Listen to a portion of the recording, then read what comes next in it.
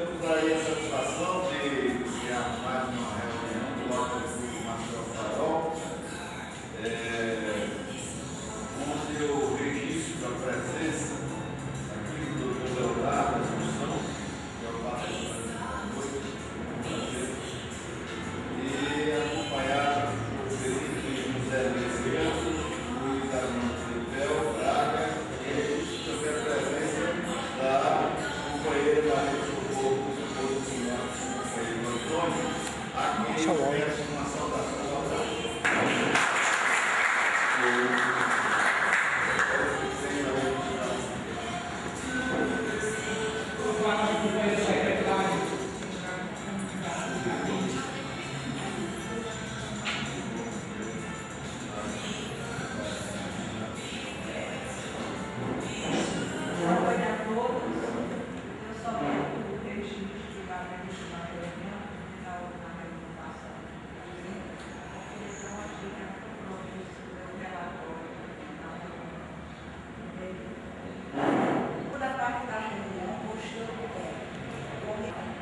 Esse referência entrevista realizada pelo colegiado, os dias do sexo e as subdivisões do capítulo do espero do futuro pontífice.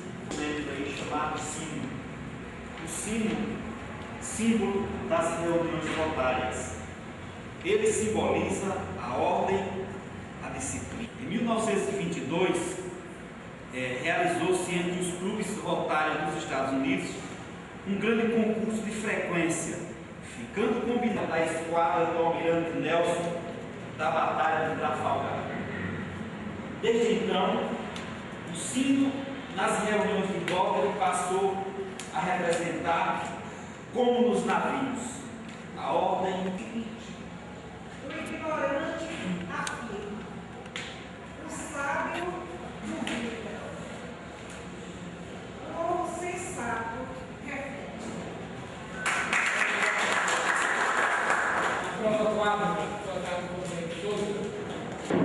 Eu acho que hoje não existe maior notícia relevante, né, do que a entrega dos 65 quilômetros do Canal do Sertão, que a presidenta Dilma Rousseff esteve e ainda está em Água Branca. Ela só ia sair aos 11 dias, se não me engano, meia-noite, e que foi uma festa muito bonita.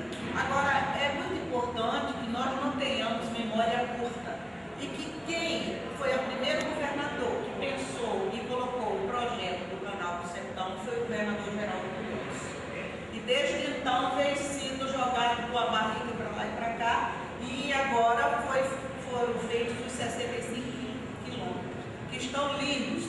Nós temos o Rodrigo Farol tem recebido fotos do companheiro Alzir Lima, que esteve fazendo uma palestra aqui para nós, e realmente o Alzir está assim, vibrante com o Canal do Sertão, e nós também estamos vibrando pelo Alzir e como nordestinos pelo Canal do Sertão.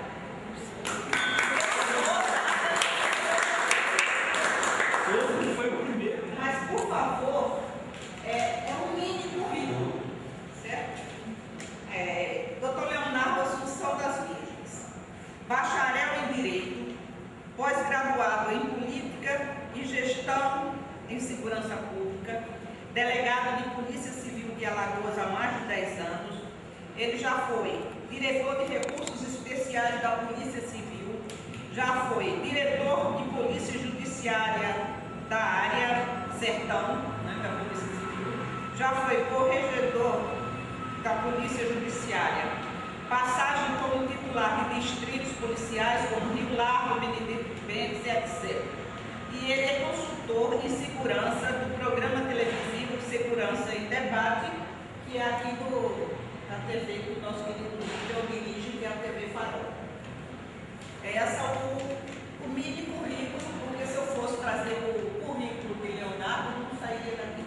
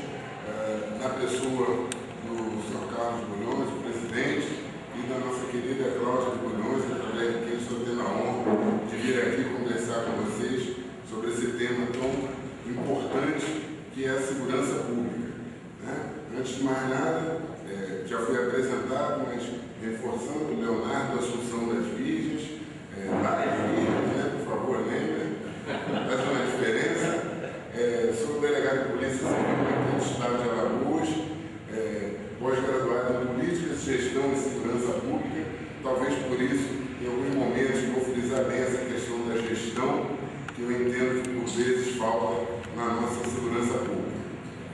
Por favor.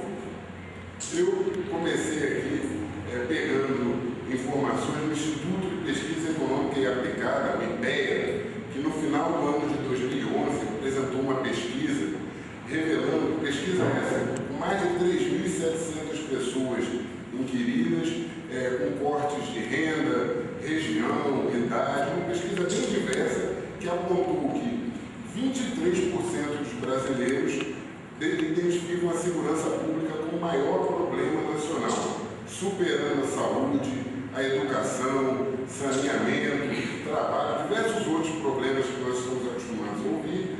Para os brasileiros, segundo o IPEA, não sou eu que estou dizendo, 23% entendendo que é a segurança pública, nosso maior problema nacional. Sendo assim, eu vou começar a falar desse tema citando a Constituição da República, de 1988. E para isso eu peguei o artigo 144, que é o artigo que diz respeito justamente às instituições que serão responsáveis por lidar com a segurança pública. E foram elencadas aí a Polícia Federal, a Polícia Rodoviária Federal, a Polícia Ferroviária Federal, que é uma instituição praticamente em extinção atualmente, muito pouco empregada. Temos também as polícias civis, polícias militares e corpos de bombeiros militares, que estão devidamente previstos na nossa Constituição Federal, no artigo 144. Aí eu faço o questionamento justamente alguns grupos profissionais que foram esquecidos, os peritos criminais, os médicos legistas, os agentes penitenciários, todas as categorias de suma importância não estão ali previstos no artigo 144. Eu reputo esse esquecimento à ausência de um lobby na época da Constituinte, por ter um lobby menor, essas categorias não estavam previstas na Constituição, mas nem por isso tem alguma importância menor, são de suma importância para o avanço da segurança pública brasileira. Aproveito para citar o que está disposto no parágrafo 8º, que é a menção às guardas municipais, e segundo o nosso texto constitucional, as guardas municipais visam justamente a proteção do patrimônio, dos serviços e das instalações municipais. Essa informação é muito importante, porque num momento como o nosso de insegurança, nós vemos que alguns lugares do Brasil, como a região metropolitana de São Paulo, por exemplo, as guardas municipais muitas vezes estão até superando as polícias, com arma, fazendo diligências, abordando as pessoas, mas não é essa a função original das guardas municipais. A função era de proteção do patrimônio público municipal. Nem essa função tem sido bem feita atualmente e já querem passar para outros, tem muitos problemas nacionais. Ao invés de aprimorar a sua função essencial, as instituições tentam mudar. Então, eu gostaria de fazer essa menção para que os senhores saibam a função inicial da guarda municipal.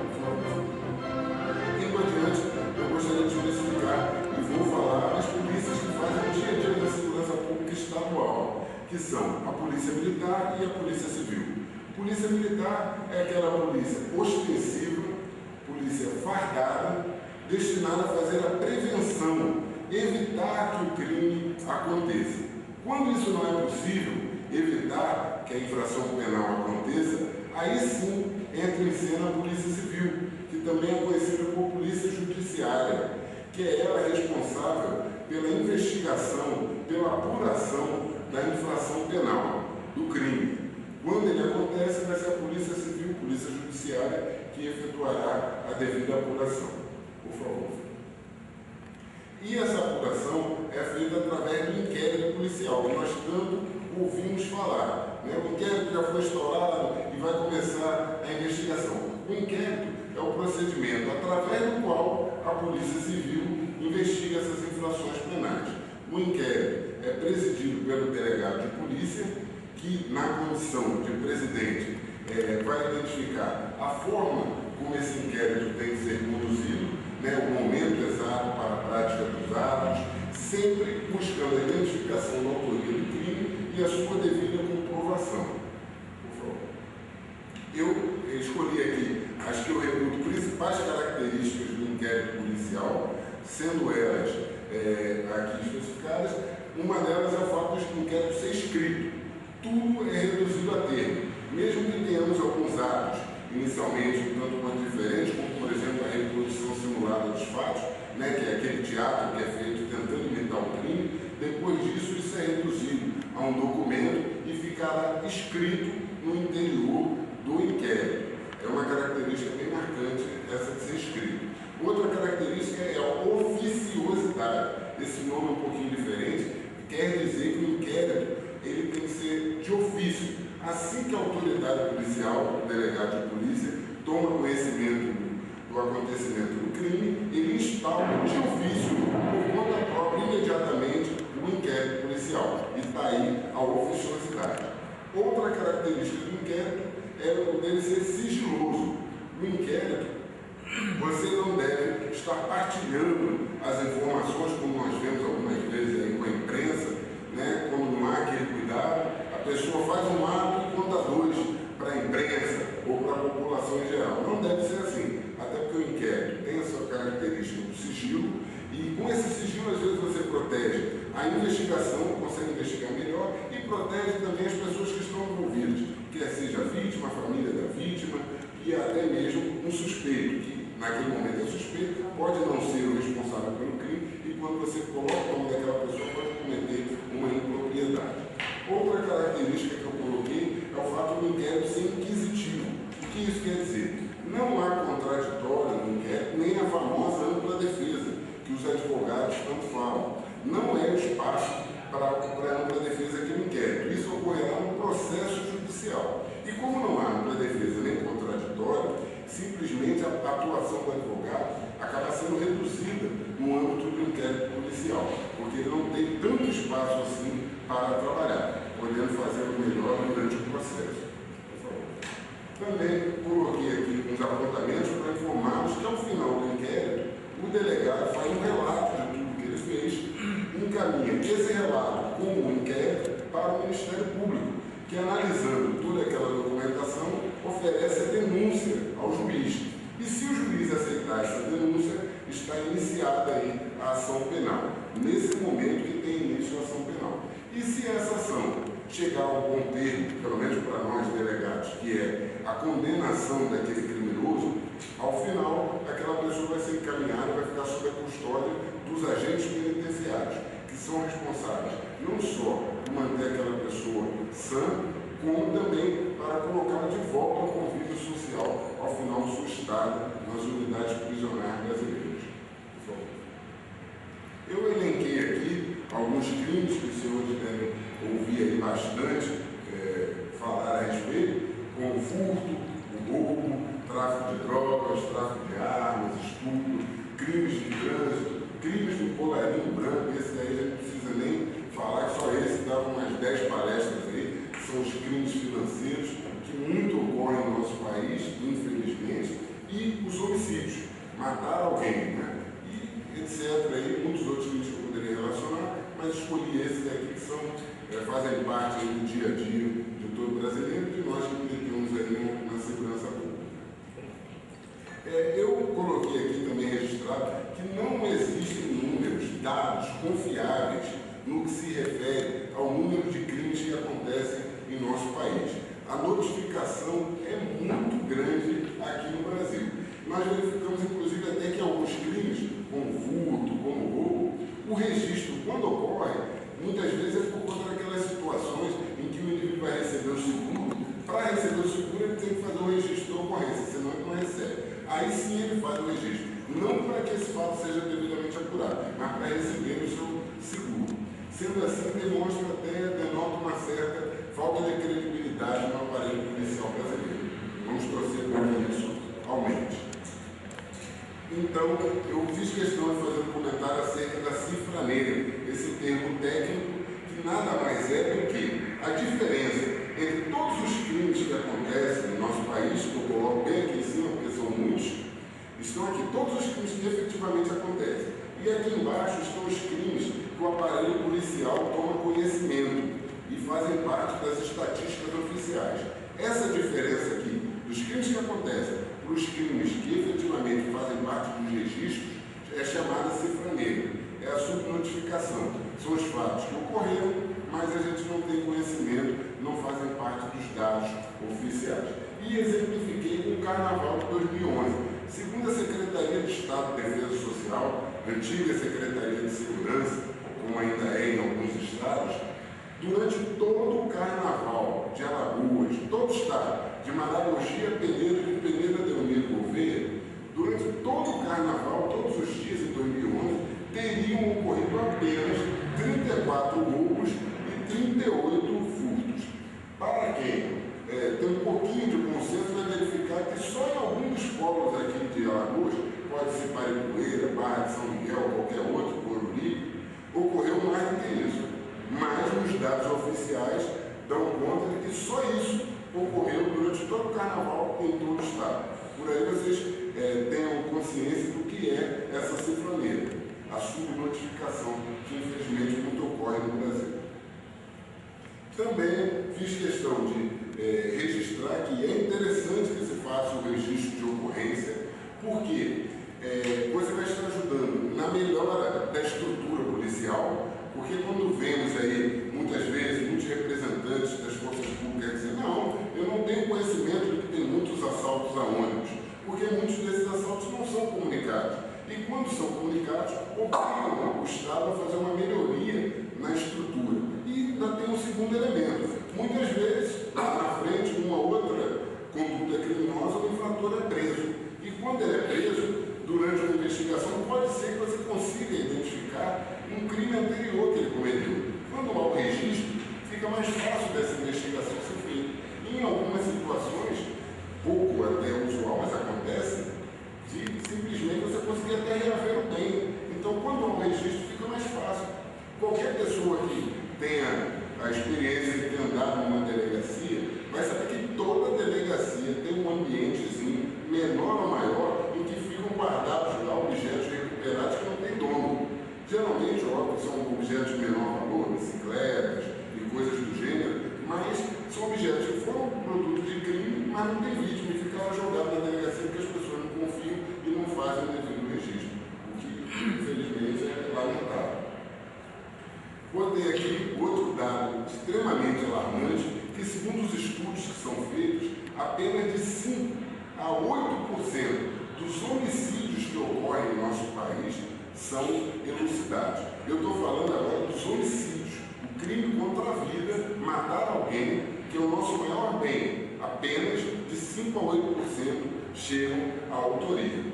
Então, coloco aqui para vocês que mesmo assim, um índice tão baixo de elucidação, os presídios brasileiros, quase que em sua totalidade, encontram-se bem acima da sua capacidade. Estão todos lotados, considerando ainda que muitas delegacias também estão abarrotadas. Recentemente tivemos conhecimento aqui em Alagoas, em Palmeira dos Índios, que uma delegacia funcionando em determinado local, inicialmente não era para ter carceragem, quando foram verificadas, tinham 9 pessoas presas naquela delegacia. Em que condições? Um indivíduo algemado numa motocicleta, um indivíduo algemado na porta de um banheiro, o delegado, sem saber o que fazer, pegou um banheiro muito pequeno, adaptou para a cela, botou 6 pessoas dentro do que seria um banheiro, por falta de condições, falta de espaço. Então, está tudo lotado, presídios e delegacias. E, apesar disso, vou dizer agora outros números chocantes. Nós temos mais de 500 mil pessoas presas, pode avançar, por favor, mais de 500 mil pessoas nas unidades prisionais no Brasil, mais de 500 mil. E o detalhe, existem mais de 500 mil mandados de prisão a serem cumpridos. 500 mil. Então, temos 500 mil presos e mais 500 mil pessoas a serem presas. A polícia, com toda dificuldade, ineficiência até, se resolveu fazer um mutirão e prender 10% das pessoas que têm a serem presas, cerca de 50 mil pessoas. Eu pergunto aos senhores o que nós faremos com esses 50 mil. Vamos fazer qualquer um. Acho que cada policial vai ter que levar para sua casa no preso, porque não há lugar para se colocar. Isso apenas 10% do que tem para ser, pessoas que têm para ser presas. Então, por aí a gente tem uma noção de qual é o contexto, qual é a situação do nosso país, com uma polícia que não está produzindo muito. Imagina se ela produzisse mais. Por favor. Por conta disso, como esses números são muito imprecisos, eu resolvi focar aqui a minha palestra nos homicídios. Porque nos homicídios, como existe corpo lá estendido no chão, fica um pouco mais fácil de nós contabilizarmos essas mortes. E mesmo assim, há muita diferença em números de mortes. Não temos aquela precisão total. Há estados que contabilizam de forma um pouco diferente. Eu acho que alguns dos senhores aqui tiveram a oportunidade de assistir o filme Tropa de Elite 1 e vão lembrar daquela cena muito séria, um pouco hilária, mas extremamente séria com a informação que ela passava. Quando o coronel faz uma reprimenda ao seu policial, por que ele registrou um determinado homicídio, o policial explica: coronel, o indivíduo estava na praia com um tiro na cabeça, por isso que eu registrei o homicídio. E o coronel faz a reprimenda: mas morreu na praia, meu amigo, diga que é afogamento, não pode ser homicídio para que aumente a nossa estatística. Assim como aquela outra cena em que alguns militares pegavam o corpo e levavam para uma outra localidade para jogar na área do outro batalhão. E para a infelicidade deles, o outro batalhão pegou o corpo e botou de volta. E ficou esse número para eles. Então vejam aí que mesmo o corpo lá estendido, a contabilidade às vezes não é muito confiável. Eu resolvi começar falando aqui, não é um homicídio propriamente dito doloso, que a gente vai explicar depois, mas o Brasil, em 2010, teve 42.844 mortes só no trânsito. Só no trânsito. Vamos nos acostumar a ver alguns números, um tanto quanto chocantes aqui, pode avançar. Coloquei essa imagem aqui de um acidente para representar um pouquinho e dar uma imagem leve perto das mortes que nós tivemos. Quem sou eu para poder falar um pouquinho? Os fatos falam mais do que eu nesse episódio que houve lá em São Paulo. Um indivíduo que estava na bicicleta foi atropelado, teve seu braço arrancado e o atropelador não só não prestou apoio, como ainda fez o favor de jogar o braço da vítima no corpo. Então, isso que eu estou falando, eu falei das mortes no trânsito. Imagina as pessoas que ficam sequeladas, lesionadas para o resto da vida. É uma lástima nacional que a gente tem que tentar uma forma de proibir. Por favor. Essa combinação entre volante e álcool, que geralmente os resultados não são os melhores. Esses homicídios, essas mortes no trânsito, são crimes culposos, crimes não intencionais, geralmente. São acidentes, é um outro tipo de homicídio, mas eu fiz questão de colocar os números porque são chocantes para nós despertarmos para esse problema e buscarmos alguma resolução do problema. Geralmente são fruto da imprudência, negligência ou até mesmo imperícia dos condutores, levando a esses números trágicos. Por favor. Agora sim, eu botei essa imagem aí, com essa arma de fogo, com sangue, com o bonequinho estendido, que dentre a enormidade de morte que nós temos aí, poderia ter escolhido uma imagem muito mais forte, mas não era esse o intuito, era só para mostrar para os senhores que agora nós vamos começar a falar dos crimes provocados, aqueles assassinatos, os homicídios dolosos, chamados assim no direito, que é aquele crime intencional. O indivíduo vai lá para matar outra pessoa e fica assassinando o crime aí algumas vezes. Sendo assim, essa triste notícia, eu começo com essa triste notícia, que o Brasil nada mais é do que o campeão mundial do número absoluto de homicídios dolosos, de assassinatos. É o campeão mundial disparado. Vimos aí que em 2010 nós tivemos 49.932 mortes, assassinatos, quase 50 mil assassinatos. O Brasil, pretensamente terra da paz e da alegria, né? Com essa quantidade aí anual de mortes. O número de homicídios dolosos, como aí de mais de 80% desses praticados com arma de fogo. E aqui em Alagoas o número é superior a esses 80%. Então vejam se hoje os números. Pode colocar, eu não queria nem assustá-los com os próximos números que nós vamos falar aqui. Então, foram quase 50 mil mortes em 2010. E foi feito, eu fiz questão de trazer aqui para os senhores um levantamento que foi feito, muito interessante, que está no próximo slide, mas antes de passar eu vou começar a falar os números. E de 2004 a 2007, entre esses anos, verificaram os 12 maiores conflitos armados que existiam no mundo naquele momento. E relacionaram o Iraque, o Afeganistão, a Colômbia, o Sudão e mais 8 países que estavam em conflitos armados.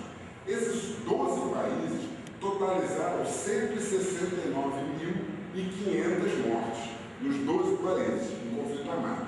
Agora, o Brasil, que é a terra da paz, do samba e do sorriso, que não estava em guerra declarada a nenhum outro país, teve nada mais, nada menos do que, bora pensar agora, 192.500 mortes, assassinatos, no mesmo período. Né? Os 12 países em conflito armado, menos de 170 mil, o Brasil nada mais, nada menos que 192 mil, que é a terra do samba, da alegria e da felicidade. Então, para a gente acostumar a entender a realidade que a gente está vivendo. Por favor. Então, a gente vai começar a explicar ao senhor o seguinte: a Organização Mundial de Saúde, a OMS, preconiza que é tolerável um índice de até 10 homicídios para cada grupo de 100 mil habitantes. Por que essa conta? 10 para cada grupo de 100 mil. Essa forma foi uma maneira inteligente que eles encontraram de igualar a cidade. Por exemplo, você pega Coité do Noé, que deve ter aí seus 15 mil habitantes, e São Paulo, com seus milhões de habitantes. Como é que você vai comparar duas cidades tão iguais? Quando você faz esse índice de morte por 100 mil habitantes, não importa a população, né? Temos um engenheiro aqui para fazer a conta proporcional. Nós vamos verificar. Tanto Coité do Noé como São Paulo podemos equiparar. Quantas mortes por 100 mil habitantes Coité do Noé tem? E quantas mortes por 100 mil habitantes São Paulo tem? Esse índice é muito interessante. Eles entendem que até 10 é tolerável. Mais do que isso, vira uma epidemia.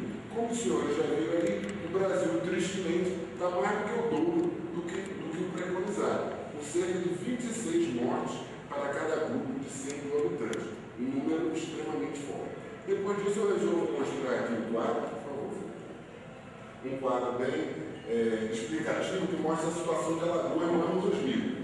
Em 2000, Alagoas tinha 25,6 homicídios para cada grupo de 100 mil habitantes, ocupando, portanto, a posição de 11º colocado no Brasil, que já não era lá essas coisas. Simplesmente, de 2000 para 2010, Alagoas avançou de 25,5 para 66,8, passando da 11ª posição para a primeira. O Rio de Janeiro, nesse mesmo período, que tinha, em 2000, 51 homicídios, ocupando a 2ª posição nacional em mortes por 100 mil habitantes, passou de 2000 para 2010 praticamente a metade, para 26,2, e saiu de 2º lugar horrível para 17º. Melhorou bastante a situação. São Paulo, que em 2000 tinha uma taxa de 42,2 assassinatos para 100 mil habitantes, o que lhe dava a 4ª posição, foi reduzida para 13,9, o que passou a lhe colocar na 25ª posição. Lembrando que esse número aqui de 2010. Em 2011, São Paulo melhorou mais um pouco e conseguiu colocar dentro dos 10 que são preconizados pela Organização Mundial de Saúde. Depois eu não vou falar rapidamente sobre aqueles fatos que ocorreram no passado em São Paulo, mas lembrando que São Paulo em 2012 já estava pós-2011, que conseguiu colocar entre os 10, menos de 10 assassinatos para grupos de 100 mil habitantes. Por favor. Sendo assim, eu vou falar um pouquinho por que São Paulo e o Rio de Janeiro conseguiram aí melhorias significativas aí ao longo dos últimos anos. Não, eu vou chegar lá, eu vou chegar. Tem um próximo quadrozinho aí que os senhores tomarem ciência desses números. Mas para falar de São Paulo e do Rio, eu sou natural até do Rio de Janeiro, embora já viva aqui, infelizmente, há 11 anos aqui em Maceió, mas não posso deixar de falar do Rio com as suas peculiaridades. E quais são as peculiaridades da segurança pública do Rio? Porque eu entendo que é muito difícil você resolver o problema lá com as peculiaridades que tem. E eles estão resolvendo. Então é possível que não consigamos resolver aqui. O Rio de Janeiro, uma das peculiaridades é o fuzil. Por que peculiaridade é essa? O fuzil é rotineiramente utilizado lá no Rio de Janeiro.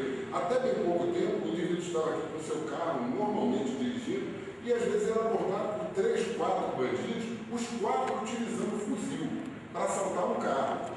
E o que você vai fazer diante de uma situação dessa? Praticamente nada. Nem um policial bem treinado consegue reagir com 4 indivíduos com fuzil.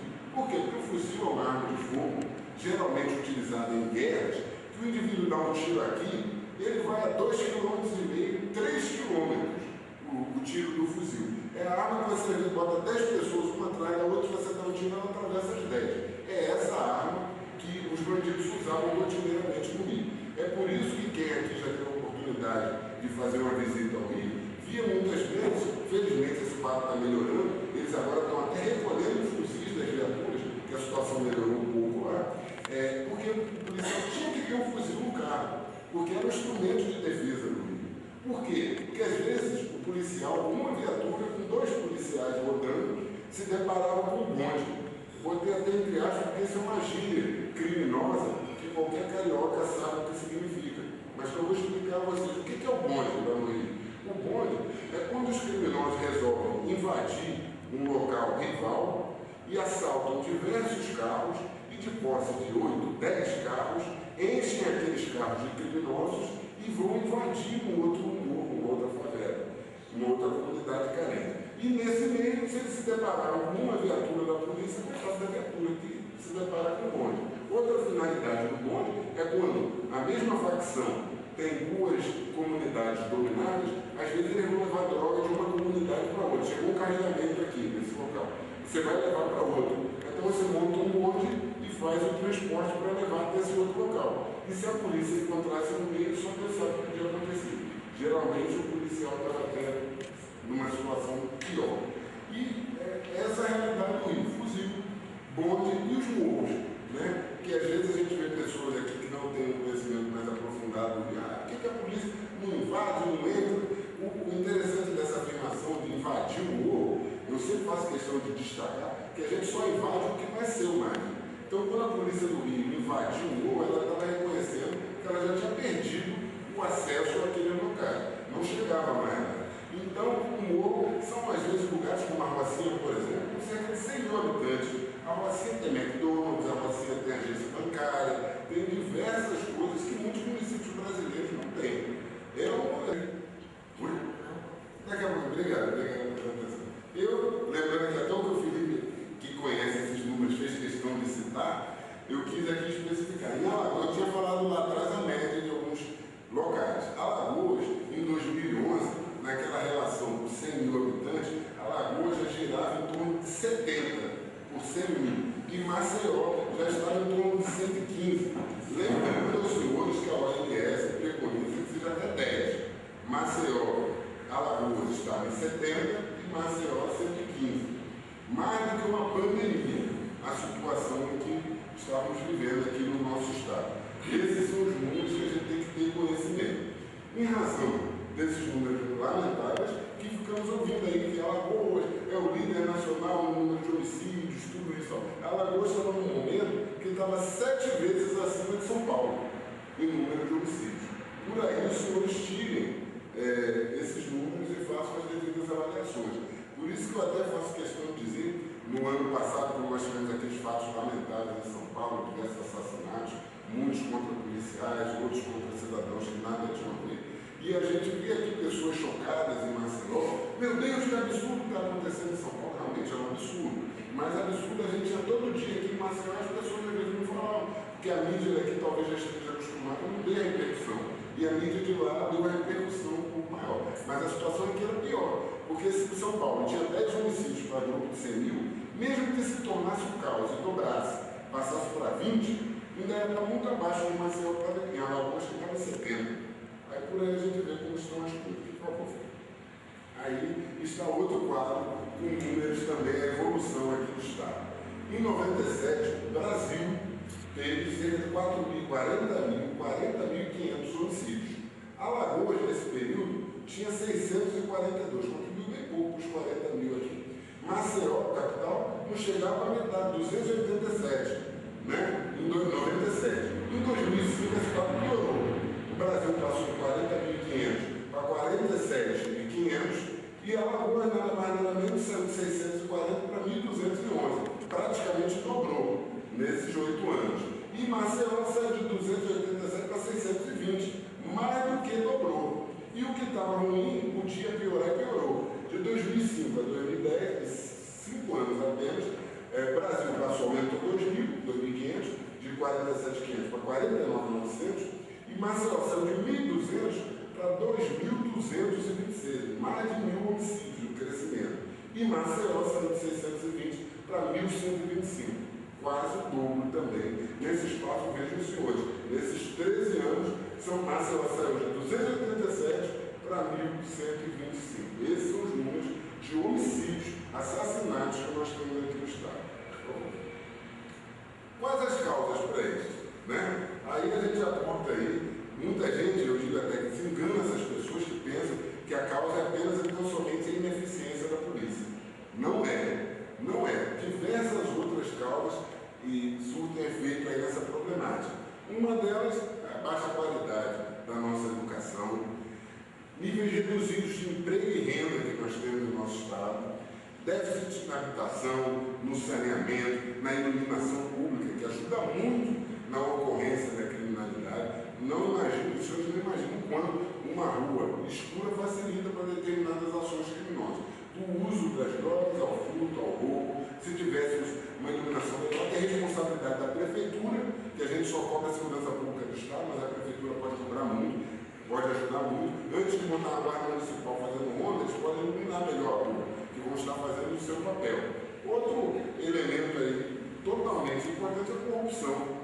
Indiscutível o papel da corrupção na violência brasileira.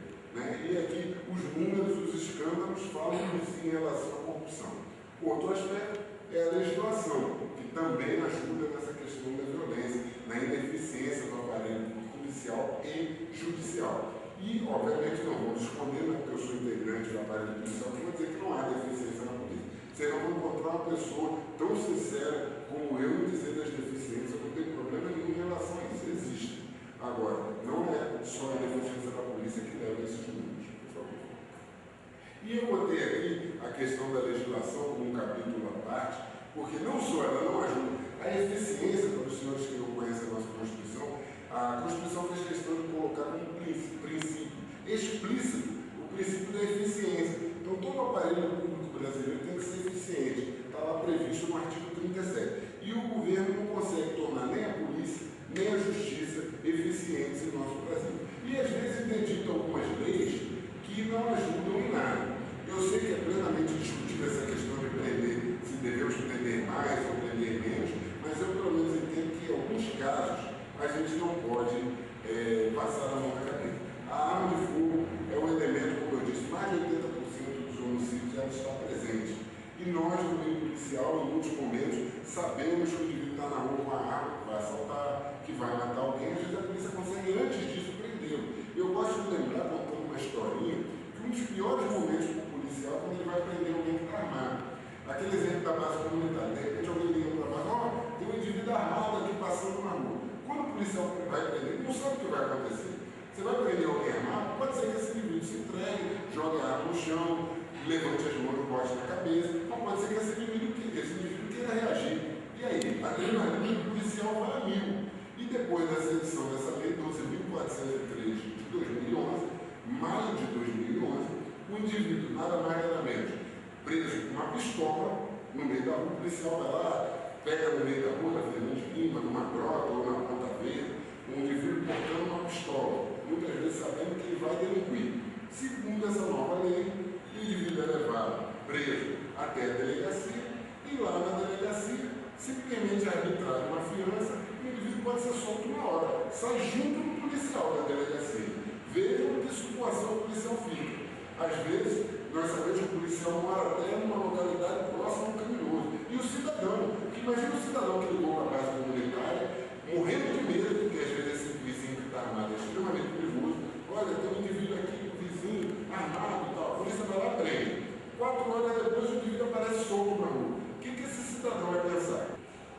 Sim, agora um videozinho aqui, vou tentar explicar aos senhores. Aqui tem um policial aqui, outro policial revistando uma pessoa aqui, uma balconista. Isso se passou lá em Ceilândia, em Brasília. Vê se tem um som aí, filho. Isso mostra o que é a profissão policial no nosso país. Isso é em Brasília, onde o melhor se recebe no Brasil. Dá para pau, deixa eu passar. Está vendo? O indivíduo aqui deve estar dizendo, eu sou cidadão, por que eu estou sendo abordado? Meu amigo é trabalhador, vocês estão vendo, né? Abordado. Conseguiram entender, né? Aí o policial foi lá ajudar o colega, que está abordando um elemento suspeito. E esse indivíduo está aqui, com a mão na cintura, de repente o indivíduo pegou uma arma e eu vou deixar as imagens mostrar.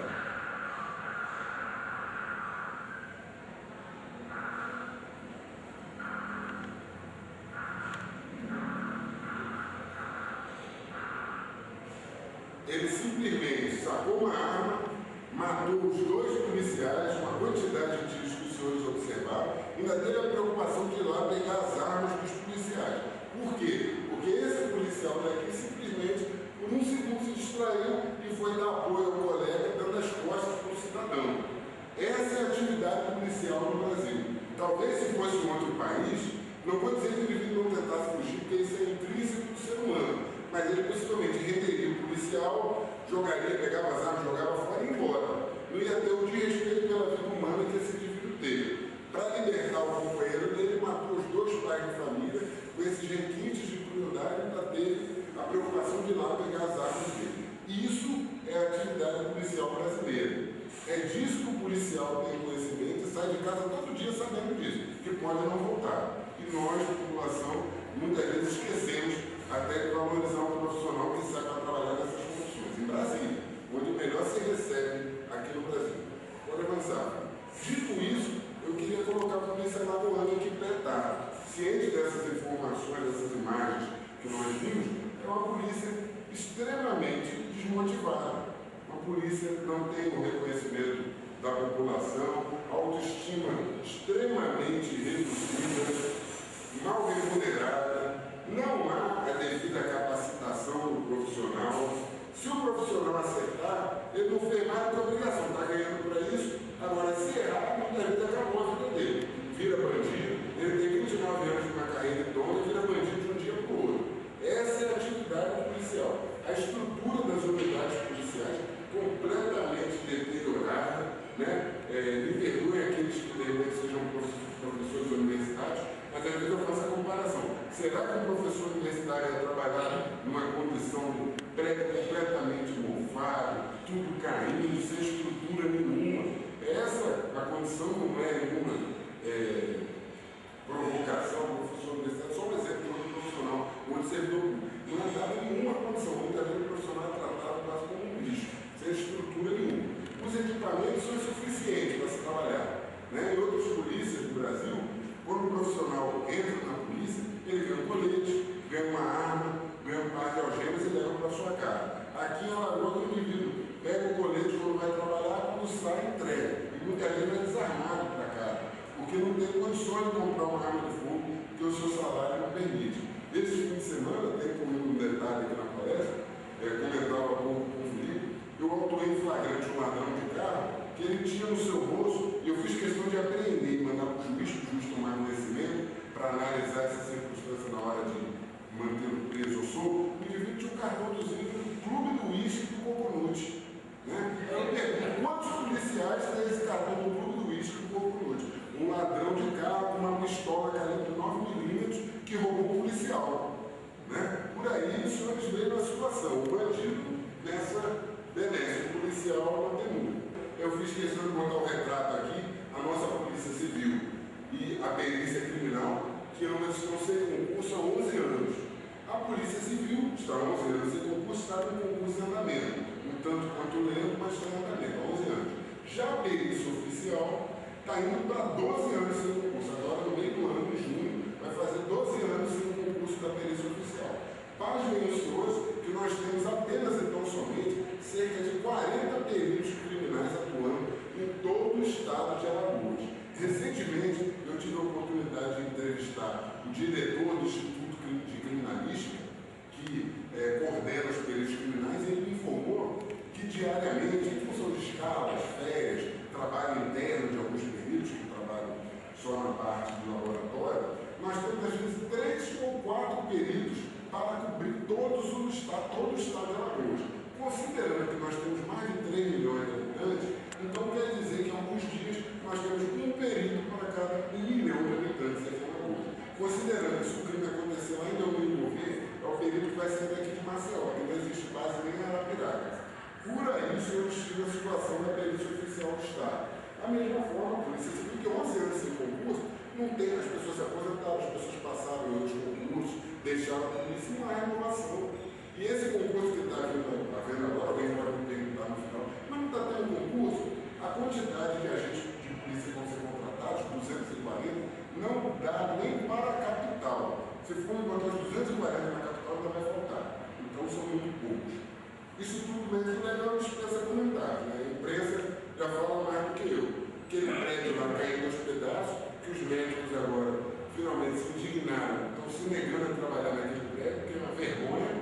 Eu tive uma oportunidade, tive que ir lá acompanhando uma pessoa que ia fazer um exame, fiquei um período lá na antessala, por volta de 11h30, saí de lá à 1h da tarde, 7 da noite eu estava voltando a sentir o cheiro, aquele cheiro saudável que tem lá no ML dos corpos. Isso na antessala, que não tem estrutura nenhuma. É uma vergonha aquele Instituto Médico Legal. Aí as pessoas me perguntam, mas você que é do meio policial, assiste o CSI? Tem o CSI Miami, CSI Nova York. Eu falo, meu amigo, eu só vou assistir esse programa quando tiver o CSI lá, porque eu vou ficar mais tranquilo. Porque lá é uma realidade tão longínqua aqui pra gente, o indivíduo, um episódio só faz 5 exames de DNA, a gente aqui para fazer, se não fosse o professor Luiz Antônio lá da UFAM, que às vezes faz um convênio para fazer, você tem que mandar para outro estado pedindo favor. Quer dizer, pô, esse cara, por que não pede demissão e vai viver em outro lugar que só sabe falar de problema, só sabe falar de coisa ruim? Do quadro que ele está montando aí não tem jeito, é melhor abrir a janela e pular aqui, porque não tem mais solução. E não é bem assim. Né? A gente coloca a situação real para que as pessoas tenham conhecimento e a partir dela reflitam um pouquinho melhor.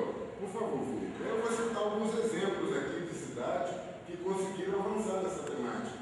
A primeira delas é Nova York.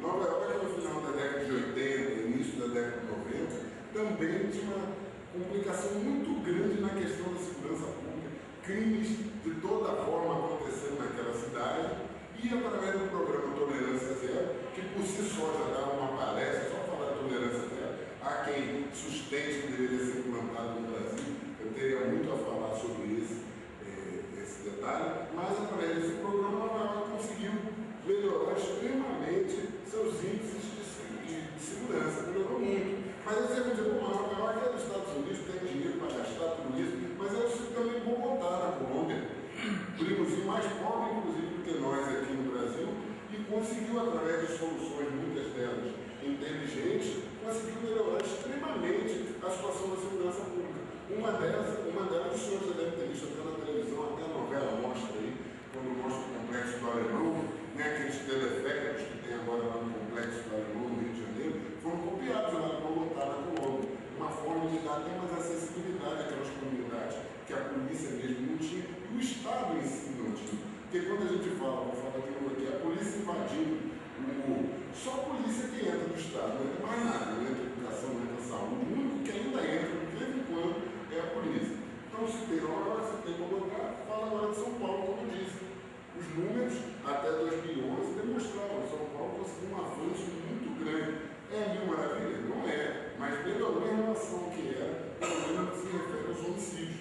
No ano passado, tivemos aqueles problemas que eu já falei, os assassinatos a policiais, que muitas vezes são uma resposta da criminalidade ao trabalho que vem sendo feito. Índices são reduzidos e eles tentam, de alguma forma, causar o terror.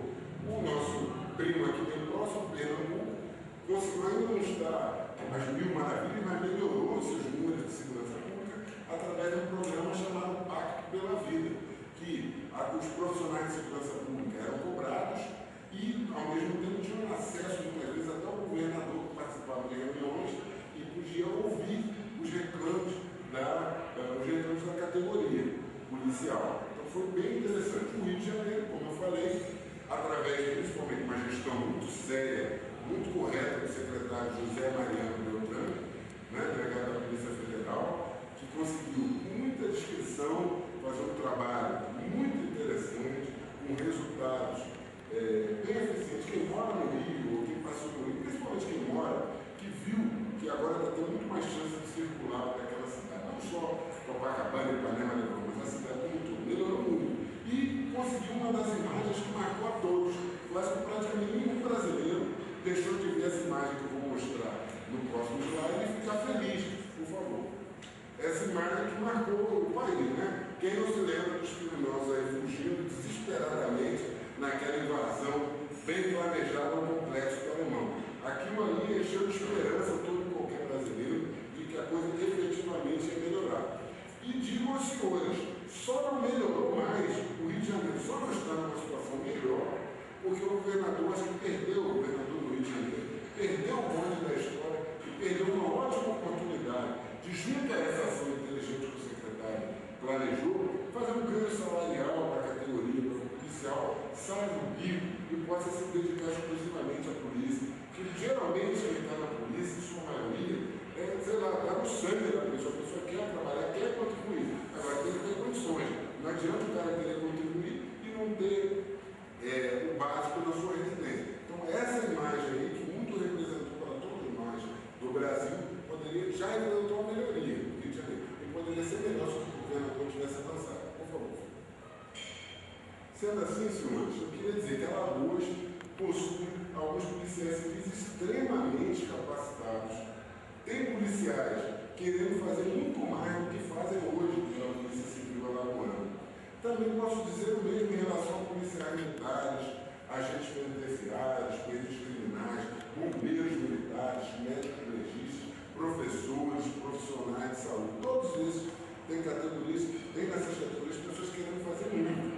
Agora, para isso, também eles dependem dos gestores, que têm que saber conduzir esse trabalho de uma forma melhor e querer para nos levar para um caminho de mais eficiência, de melhoria. Ela pode avançar. Então, o que eu digo é o seguinte: nós não devemos ficar aqui parados dependendo da boa vontade desses gestores, não. Porque todos nós somos cidadãos e, como tal, temos que acompanhar as ações que são praticadas e cobrar os resultados. Isso nada mais é do que o exercício da cidadania, que todos nós devemos fazer. Não adianta nós ficarmos parados esperando essa melhoria que não chega. Como eu disse, eu sou natural desse estado do Rio de Janeiro, que quando eu era criança, a criminalidade era uma coisa muito longínqua, né? Eu costumo dizer, amigo do amigo do amigo do meu amigo que foi atingido, foi assaltado, foi tudo isso. Hoje eu tenho um amigo paraplégico, que o carro dele foi assaltado, saiu, foi baleado na cadeira de rodas, porque a violência nos atingiu. Então vamos agir para que não precisemos chegar a esse ponto. Entre outras frases importantes, o que me preocupa não é o grito dos maus, é o silêncio dos bons. Que os maus sempre vão gerar o seu problema, faz parte dele, essas pessoas boas, nada fizerem, o mal não fará. Depois disso, senhores, pode avançar, por favor, eu queria estabelecer e dizer que tem algumas formas de contato comigo. Uma delas, muito favorável, é através desse projeto que eu estou já há algum tempo aí, aliás, cerca de 2 anos envolvido, que é um programa de TV chamado Segurança em Debate, transmitido lá pela TV Farol, bem dirigido aqui pelo nosso Luiz Bíbel, que é uma TV aberta, canal 16, para quem não tem TV por assinatura, na forma aberta. Quem é assinante da NET encontra essa TV nos canais 8 ou 9, dependendo só se tem decodificador ou não. Estamos lá de segunda a sexta, 19h30, debatendo sempre a segurança pública, nesse mesmo nível que estamos falando aqui. Nossa intenção lá não é ficar mostrando imagens de gente morta, explorando o pobre coitado lá que cometeu determinados crimes. A gente estava debatendo. Ontem e hoje recebemos inclusive uma entrevista do defensor público geral do Estado. E temos outras entrevistas aí para serem exibidas com pessoas que podem efetivamente mexer com a temática da segurança pública, ou política, ou outros assuntos correlatos. Vamos exibir nos próximos dias entrevista com o superintendente da SMPD, com a professora Elaine Pimentel, uma professora, doutora, pesquisadora na temática prisional, ex-coordenadora do curso de Direito do UFAL, pessoa extremamente inteligente. Então estamos lá, essa é a forma agradável de me reencontrar, obviamente através de outros contatos, ou a forma que ninguém quer, que é lá na Central de Polícia, onde estou trabalhando atualmente, e se qualquer coisa estarei por lá, mas dessa forma a gente tenta fugir um pouquinho, não quer ter esse prazer de encontrá-los lá. Por favor, Felipe. Tito aí no programa Segurança e Debate, está aí meu contato, Léo Virgem, fazendo referência ao meu sobrenome, nada mais, @yahoo.com.br,